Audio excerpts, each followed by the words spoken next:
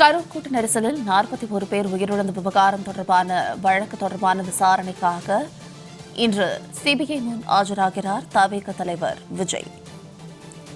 மேலும் இது குறித்தான கூடுதல் விவரங்களோடு இணைகிறார் எமது சிறப்பு செய்தியாளர் யோகேஸ்வரன்.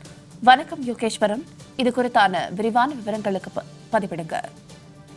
கடந்த ஆண்டு செப்டம்பர் மாதம் தமிழக வெற்றிக் கழகத்தினுடைய தேர்தல் பரப்புரை கூட்டம் கரூர் மாவட்டம் வேலுச்சாமிபுரத்தில் நடைபெற்றது. இதில் தமிழக வெற்றிக் கழகத்தினுடைய தலைவர் விஜயனுடைய உரையை கேட்பதற்காக திரளாக பலர் கூடியதால் ஏற்பட்ட கூட்ட நெரிசல்ல சிக்கி 41 பேர் உயிரிழக்கிறார்கள்.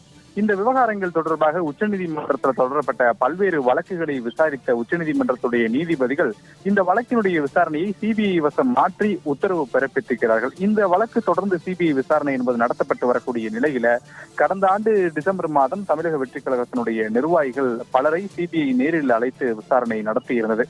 இதனை தொடர்ந்துதான் தமிழக வெற்றிக் கழகத்தினுடைய தலைவர் விஜய்க்கும் சிபிஐ சம்மன் அனுப்பியிருந்த நிலையில கடந்த ஜனவரி மாதம் 2 முறை சிபிஐ அலுவலகத்துல விஜய் நேரில் ஆஜராகி இந்த வழக்கு தொடர்பான விவரங்களை எல்லாம் வழங்கி இருந்தார்.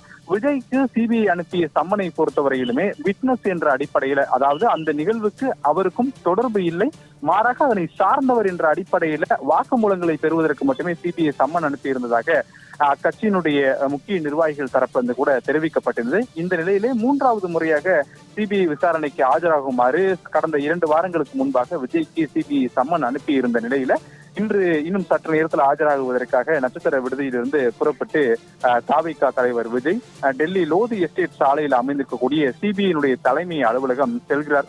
நேற்றைய தினம் சில நிர்வாகிகளிடம் நம் தரப்பிலிருந்து பேசப்பட்டது, எதற்காக இந்த சம்மன் அனுப்பப்பட்டது, 3வது முறையாக ஆஜராகுவதற்கான நோக்கங்கள் என்ன என கேட்கப்பட்ட போது அவர்கள் சொல்லக்கூடிய தகவல் என்பது ஏற்கனவே 2 கட்ட விசாரணைகள்ல வழங்கி இருக்கக்கூடிய தகவல்கள். அது மட்டும் இல்லாமல் இந்த வழக்கு தொடர்பாக பிற அதிகாரிகளிடம் நடத்தப்பட்டிருக்கூடிய தகவல் மூலம் எழுந்திருக்கக்கூடிய சந்தேகங்களுக்காகவே இந்த சம்மன் என்பது அனுப்பப்பட்டிருக்கிறது.